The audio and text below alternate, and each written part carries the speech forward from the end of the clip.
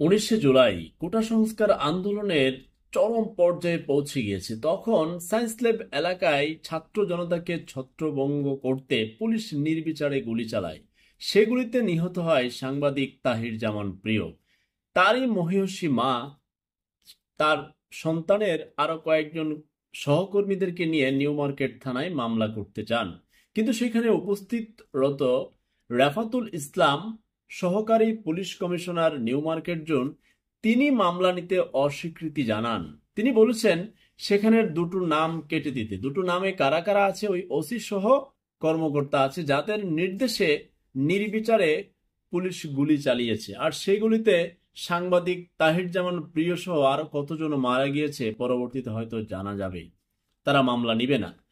একসময় তাহির জামান প্রিয়র মা বলে বসেন এবং মনের ক্ষোভ থেকে দুঃখে বলেছেন, আমরা জানি বাংলাদেশ নতুন করে স্বাধীনতা পেয়েছে, স্বাধীন হয়েছে, কিন্তু থানায় এসে বুঝলাম এখনো স্বাধীনতার অনেক বাকি।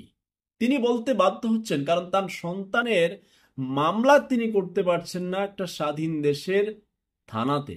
তাহলে তিনি দুঃখ করে বলতেই পারেন।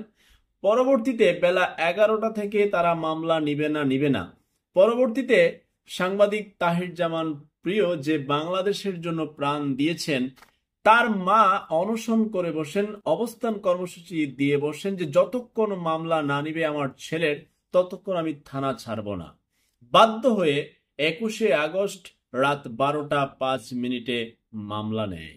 এই যদি অবস্থা হয়, তাহলে এত এত শত শত ছাত্র জনতা যে মারা গেল, তাদের প্রত্যেকের মা বাবা মামলা করতে যখন যাবে, মামলার আসামি তো অবশ্যই আসবে পুলিশের উপরের নির্দেশদাতা সহ তাদের উপরে উপরে উপরে আরো উপরে পর্যন্ত। তাহলে মামলা কিভাবে হবে? তাই ওইখান থেকে তাদের সহকর্মীরা বলেছেন সারা বাংলাদেশে প্রত্যেক থানায় যাদের যাদের সন্তান মারা গিয়েছে তাদের অভিভাবকরা যেন মামলা করা শুরু করে এবং মামলা নিতে বাধ্য করে।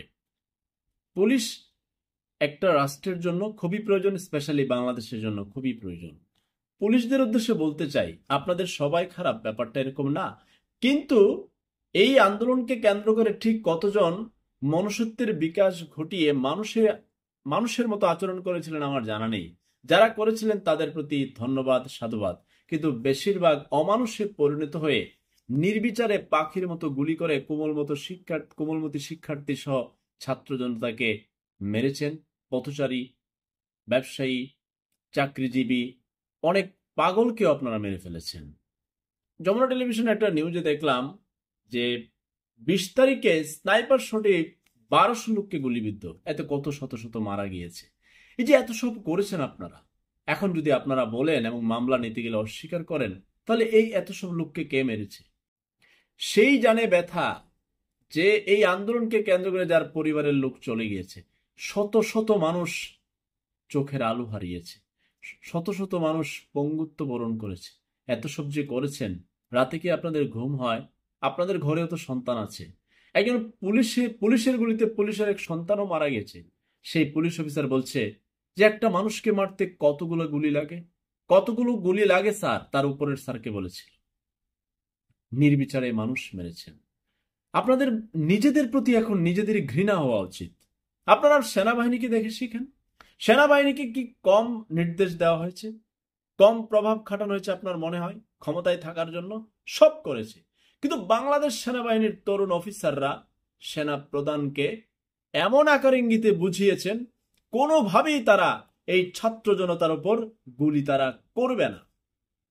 তাদেরকে দেখে শিখেন। কিন্তু আপনারা এখন বলবেন যে আমরা তো অর্ডারের গোলাম, অর্ডার দিয়েছি। বাংলাদেশ সেনাবাহিনীও অর্ডার পালন করতে বাধ্য, কিন্তু তারা এটা উল্লেখ করে দিয়েছিল ছাত্র জনতার বিরুদ্ধে তারা দাঁড়াবে না, গুলি তো প্রশ্নই আসে না।